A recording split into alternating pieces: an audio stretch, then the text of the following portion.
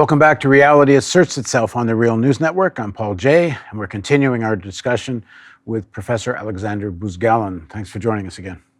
I should say we're in New York City. Yes, this it's is true. not our normal I'm studio. very glad to be here, yes, and to talk with you. One more time, Professor Buzgalin teaches political economy and is director of the Center for Modern Marxist Studies at Moscow State University. So we got ourselves up to, you're now on the Central Committee in your early 30s. And Soviet Union is nearly collapsed. Yes. And they're blaming you for it. Well, they certainly did blame Gorbachev for it. And we're talking about, you were saying that there's a rise within the party and within the party leadership of people who want to get rich and kind of given up on the socialist ideals. I guess they've either decided it ain't working or it really doesn't matter because they want to get rich. And while the internal factors may have been the most important, the Americans are very active in all this. Their dream is to bring down the Soviet Union. Talk about that period, and you have a very unique viewpoint being on the Central Committee. So first of all, it was a really extremely contradictory situation because from one hand, we had the growth of social creativity from below. We had the first attempts to build self-management in the enterprises, and the most active were people in big scientific production complex. We had in Soviet Union like corporations where we had research centers, production, social infrastructure, and so on. And typically these groups, these quasi-corporations had very skilled people, and they had big intentions, and it was the all Soviet Union Council of Workers Collectives, very interesting structure. And the last Congress with 1,000 delegates where we participated was very strong and important, and it's not well-known part of the story of the Soviet Union. We had good, interesting initiative of the young generation to build on cooperative basis new houses for the life. It was very interesting initiatives in green movement, which appeared from below, and so on and so forth. In the same time, from another hand, we had terrible growth of contradictions because criminal business which existed in Soviet Union became stronger because of the whole destruction of institutional system. Weak institutions led to the growth of shadow economy and criminal business. A lot of former directors of state enterprises were waiting that it will be privatization, and were trying to steal as much as possible of the resources. This is before... Just before collapse of the Soviet Union. People see it coming. Yeah. And what's Gorbachev doing about it? Or does he want this too? He was talking. And this is one of the problems. You know, there is definition of revolutionary situation by Lenin. And he wrote very important things. Revolution came when those who are on the top cannot be rulers more, according to the old model. So this is a crisis of the top. And we had crisis not fit to rule. Yeah, not fit to the rule. And people were trying to find another solution. And what is important, we had a lot of myths created with assistance of the West, but not by the West. One of them was myth about market. And market for majority of Soviet people was associated with supermarket where there are a lot of commodities. It was the strikes of the miners, a very interesting initiative from below of the people who wanted to change the situation. I participated in their Congress. And the leader of the miners' strike said, we want to have capitalism where all factories will belong to the workers, but not to the party nomenclatura. We want to have capitalism where we will have a lot of resources to buy whatever we want. We want to have capitalism where everybody will have good apartments and it will be no privileges of those who are rulers. So we want to have capitalism where workers will decide what to do. They want to have capitalism without capitalists. Yeah, without capitalists, without unemployment, without social stratification, and so on. It was illusion. And unfortunately, it was created by many contradictions inside Soviet Union, which we discussed before. And main contradiction was interconnected with concentration of the power in the hands of bureaucracy, undermining of social creativity of the masses, and attempt to build consumer society, conformist society. Socialism cannot be conformist consumer society. Socialism must move in the direction of self-organization, social creativity, anti-conformism, if you want. It should be disalienation, but not conservation of alienation in consumer form, in consumerist form. I'm sorry for this professor's language, but I cannot express this in other terms. So that's why we had the internal contradictions as main factor of self-destruction of this system. And we had chances for the changes, but here a subjective factor could play decisive role. How do you get to a point after years of bureaucratization, but something new enters the picture? Because it's not just bureaucratized, some mutation socialism. Now people want to get rich. And now people within the party leadership and sections of the enterprises, within the elite, people have said, okay, enough. Now we just want to cash in. How do you get to that? You already gave the answer. So I can say, yes, you're right. And it was predictable. In the beginning of Soviet Union, in writings of different people, from Mensheviks to Trotsky, Leo Trotsky, was made prognosis that if bureaucracy will have more and more power and the control from below will be weak and the social creativity will go down, the transformation of bureaucracy will be inevitable.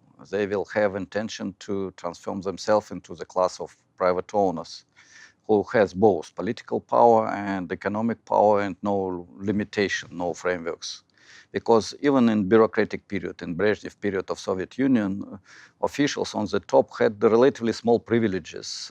They had a lot of limits for their power, and they had strong rules of the game. So, and the new generation who came, they wanted to have the same living standards as billionaires, as presidents and leaders of bourgeois countries. And that was main reason.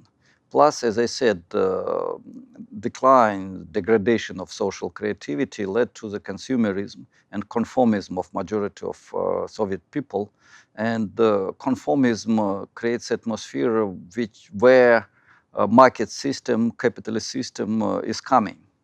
It's like a swamp where it's impossible to have beautiful trees, where will be only dirty grass and frogs. Yeah. So talk about that period with the rise of Yeltsin and the last days of the Soviet Union. So still this is a big question mark, what happens? Why we had this artificial coup d'etat? What was the role of Gorbachev? Who was behind? I'm not a person who has secret information, so I will not give special comments. And we're in 1991? It was August 1991. But finally... Where are you? What are you doing? I was in the vacations, so unfortunately I could not participate in this process. In countryside, in the forest, just to relax a little bit. It was my mistake. I didn't think that it will be so quickly and so soon. So most of our audience doesn't really know this story at all. So the story formally was the following. In August, leaders of KGB and some other officials from the top said that Gorbachev is not more president of the Soviet Union. We have special committee on emergency situation.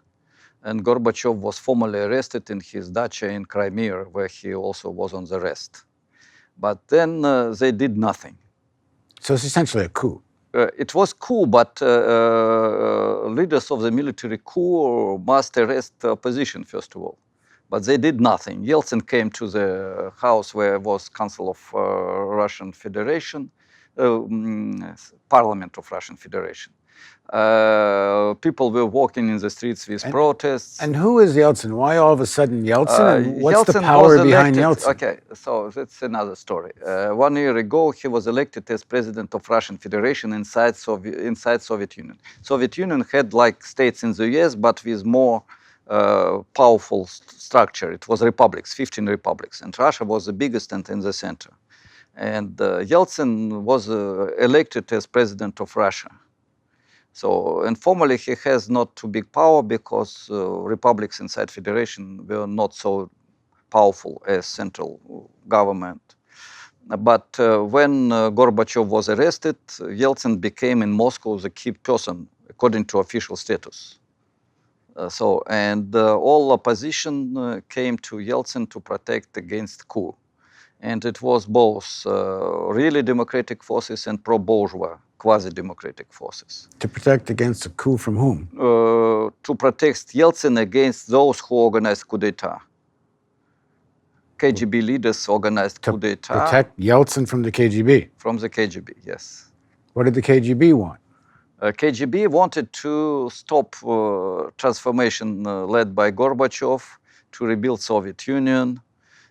It's also important to stress that in Caucasus and in Baltic states, republics in that period, was growth of nationalism and ideas to become separate state, not states in the Soviet Union.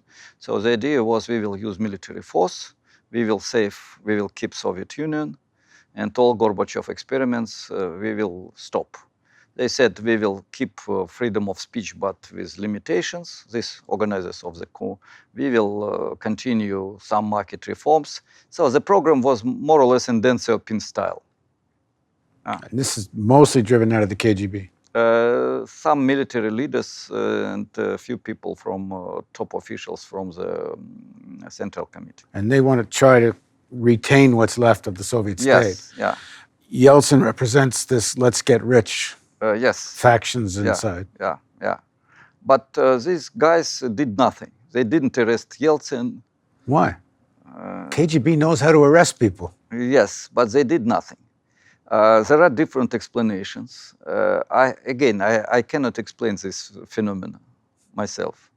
One of the explanations was that Gorbachev decided to play a role of the person who is not responsible for this, and then came to power again with the assistance of this KGB, simply to beat Yeltsin, who became leader of opposition in that period. Another explanation was that they did not have a final agreement what has to be done, these leaders of the coup.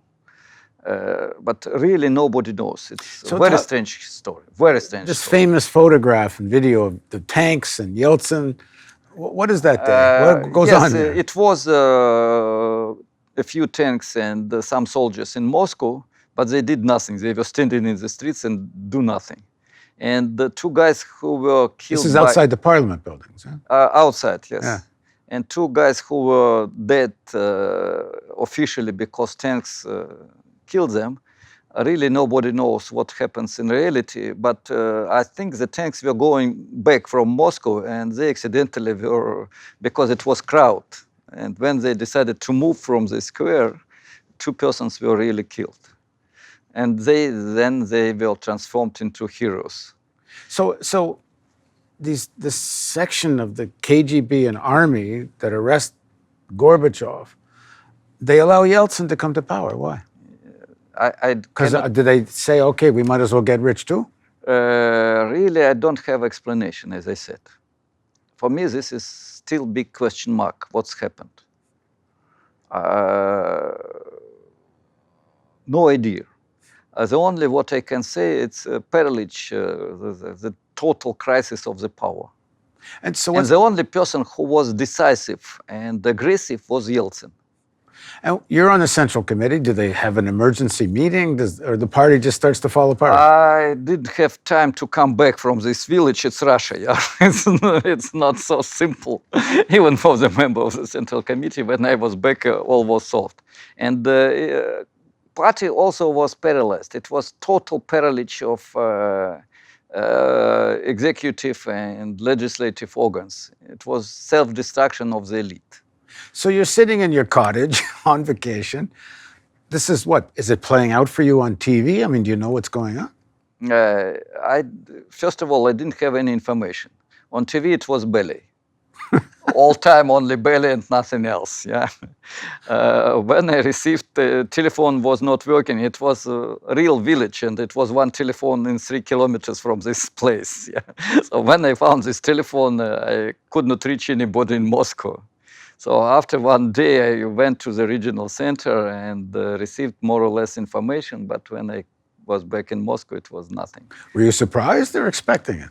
No, I was very surprised, of course. And I was afraid that something like that can happen, but not coup. I was afraid that it will be coup organized by not Republican leaders, Yeltsin and leaders of the Baltic republics, Caucasus republics, and so on.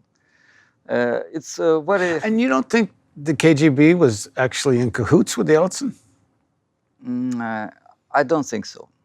I think what was the only hypothesis which I can propose is following. It was informal, indirect, not final agreement with Gorbachev. And Gorbachev it was his personal problem. He was not decisive. He could not make exact decisions. He was changing decisions very often. And he doesn't know what has to be done. So it was a very weak leader. And for such periods, it's necessary to have strong leader because personality in the period of revolution plays a big role, bigger than usual. In stable system, personality is not important, or nearly not important. In the period of revolution, strong personality and strong political organization is very important if this personality is on the top. All right, well, in the next segment, we'll pick up, you come back from vacation, and it's a whole new, and it ain't the Soviet Union, it's Russia. The Soviet Union is absent, Communist Party is absent, and the situation is completely new, yes. All right, so join us for the next segment of our interview with Professor Buzgalin on the Real News Network.